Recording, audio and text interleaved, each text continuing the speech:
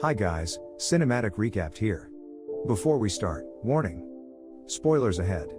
Today, I'm gonna explain an American crime, thriller, and drama movie, called The Devil All the Time.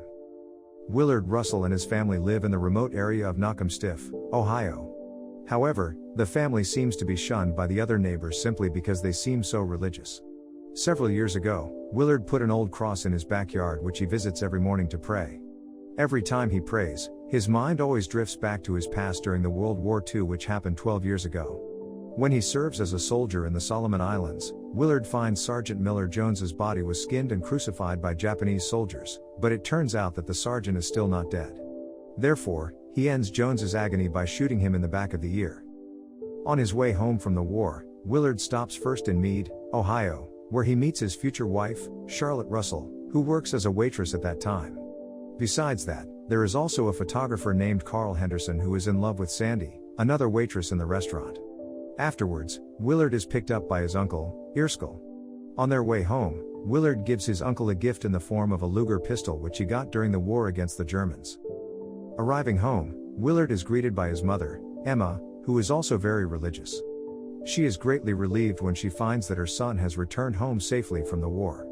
In fact, she secretly promised to God that if his son returns safely, she will set him up with a woman named Helen. However, Helen actually likes Roy, an evangelical preacher in her church and also the man she will marry in the future. He is very fanatical about his religion, even pouring venomous spiders over his head in the belief that God will help him miraculously. Once, Emma thinks about what will happen if she breaks her promise to God. On the other hand, Willard keeps thinking of Charlotte as his lover. Long story short, the two eventually marry and have an only son named Arvin Russell, before moving into their present home in Ohio. From then on, Willard feels the presence of God in his backyard, so he places a wooden cross there. At his mother's house, Emma, who now lives with Erskine, is suddenly visited by Helen. She wants to leave his daughter, Lenora, because she wants to go around with Roy in his car. However, it is actually Helen's last day to meet with her child. In other words, there will be no sign of life from Helen and Roy the day after. Helen's body was found buried in the forest 7 years later, while Roy's whereabouts is still unknown. One day in 1957, Willard notices that Arvin's face is often bruised after returning from his school. Because of that, he feels very annoyed and tells his son that he should be more courageous against the bullies at his school. Willard then takes Arvin, who is now 9 years old, to pray in the backyard. However, their activities are interrupted by the two hunters who suddenly insult them, saying that they are very strange. Even though Willard is very angry with the hunters, he still manages to calm himself down and continues to pray with Arvin. After that, Willard takes Arvin to buy gas, but instead they go to the residence of the two hunters earlier. Without further ado, he immediately beats up the hunters, while teaching his son that revenge against the bullies must be done at the right time. When they get home, Arvin is shocked to find his mother lying unconsciously on the floor. Apparently, Charlotte is diagnosed with malignant cancer by the doctor. Realizing his wife's incurable illness, Willard keeps on bringing Arvin to pray in the backyard, hoping that God will heal Charlotte's illness. They spend the day constantly praying fervently to God, until Willard thinks that God might need more than just fervent prayer. Therefore, he sacrifices Arvin's beloved dog, kneeling before the cross in the backyard. However, the cancer has to take Charlotte's life despite their efforts. Not only that, Arvin later finds his father commits suicide by slitting his wrist due to depression. Arvin, now an orphan, goes to live with his grandmother, who greets him well just like when she greeted his father home from the war. He then meets Erskine and Lenora, who becomes his adopted stepsister. Back 7 years earlier, when Helen is still living happily with her family, Roy has been locking himself in the cupboard for 2 weeks. He is waiting for an answer from God for the trials he's facing now because previously his face was bitten by a spider and his face became swollen. Surprisingly, it is also revealed that Roy is the one who kills Helen after they entrust their child to Emma.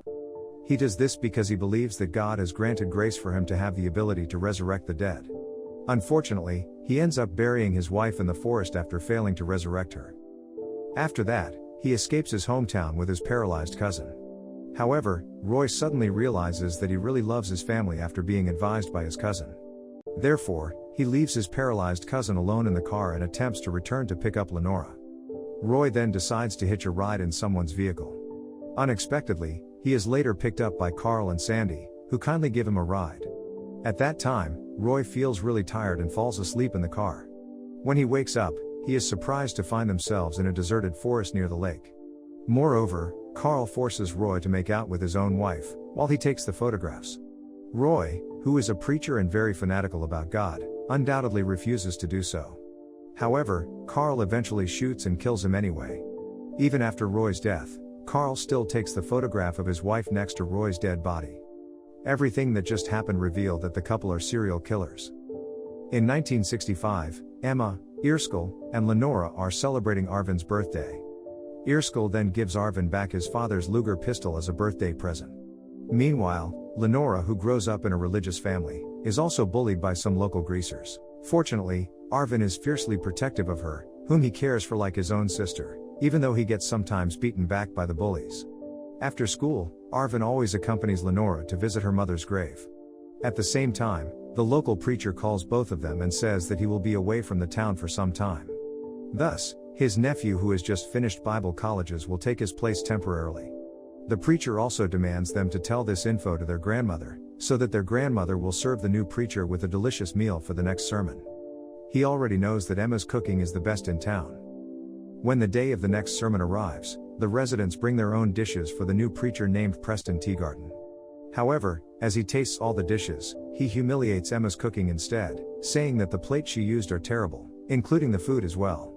Therefore, he wants to sacrifice himself to eat Emma's poor dishes while the others can eat other delicious food. Emma bursts into tears after being so disappointed with his statement. Because of this, Arvin is also very mad with Preston, thinking that he just wanted to eat Emma's delicious dishes all for himself. Luckily, he is stopped by Emma before scolding the new preacher. When Arvin picks up Lenora at her school the next day, he sees his sister being bullied again by the local greasers as always. He then takes Lenora to her mother's grave, but this time Arvin does not accompany her like usual, he goes back to the school instead. It turns out that he wants to attack and beat all of the bullies mercilessly, while remembering his father's words for revenge at the right time. Meanwhile, heavy rain falls as Lenora prays for her mother, prompting her to take shelter in the church. She then meets Preston and uses the time to confide her problem of being bullied at school. Therefore, Preston takes her to pray for the problem in a quiet place. He also says that God will be pleased if Lenora wants to offer her body while they are undressing together in the car. 3 months later in the city of Meade, Ohio, Sandy plans to run away from Carl because she is bored with her activities as a psychopath with his husband. However, she gives up her intention and decides to come back home. The next morning, she is suddenly visited by a police officer named Lee. He is the one who helped Arvin the night when he lost his father. Lee asks her not to mess around for a while as he will be running in the next election. Before he leaves the house, it is revealed that Sandy is actually his sister, suggesting that he is a dirty cop who has been covering up all of his sister's psychopathic actions. The psychopathic couple keeps carrying out their usual activities, and this time they get a young soldier, who is taken to the deserted forest before being killed by the couple. It turns out that Carl gets satisfaction after killing his victims, but not for Sandy, especially this time because of her boredom. Therefore, she ends up reporting the incident to the military center that night. Back to Arvin's family, Lenora looks sick and vomits continuously at home, until she learns that she is pregnant. When she informs Preston about her pregnancy, he denies her, stating that she is being delusional. Not wanting to bring shame to her family, especially her grandmother, Lenora plans to take her own life by hanging herself. Fortunately, she decides not to go through with suicide at the last second, realizing that she has made the wrong choice. However, as she tries to undo the noose, she accidentally slips off her support and dies in that state. Shortly after, Arvin is the first person to find her body.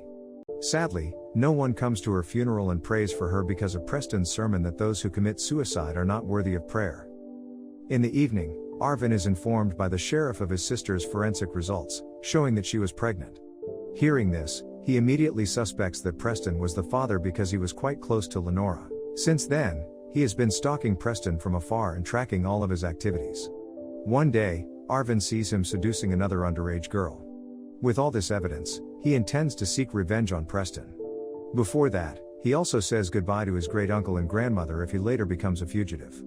The following morning, Arvin starts to fully load his pistol and goes to the church pretending to confess all of his sins. In the end, he confronts Preston about Lenora and wants him to confess everything he did to her. However, the preacher belittles his words, making Arvin even more furious before shooting him dead. After that, he escapes from the place and decides to return to his childhood home in Knockemstiff. Arvin intends to fix everything about his father, which has been considered a burden on his heart. Unluckily, his car breaks down in the middle of the trip, so he is forced to seek a ride from another car. Coincidentally, the psychopathic couple is crossing the street looking for their next victim.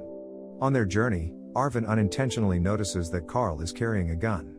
As Carl begins his actions, Arvin shoots and kills both Carl and Sandy in self-defense. In the car's glove compartment, he finds a collection consisting of several rolls of film of their murder and takes them as evidence to the police. A few days later, Lee finally learns about Sandy's murder and comes to the scene. However, instead of feeling sad, he thinks more about his good name and position, until he remembers the photo which he found at Sandy's house. To protect himself and his upcoming election, he goes to Sandy's apartment, where he finds and burns Carl's photo collection to eliminate evidence of his sister's crimes. Soon, Arvin arrives at his childhood home.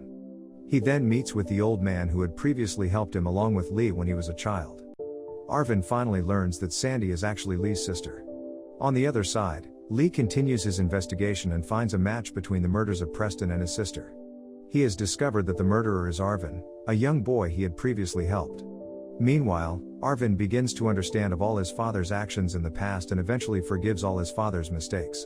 After a while, he suddenly hears the sound of footsteps approaching from behind. It turns out to be Lee, who has tracked him to Knockemstiff, armed with a shotgun. He then confronts Arvin in the woods, while Arvin explains the reason he killed them all because they were very bad persons. A shootout ensues, but luckily, Lee's shot is blocked by a tree, while Arvin manages to shoot Lee in the stomach with his pistol. Before Lee dies, Arvin shows Lee the photo of Sandy with Roy's dead body.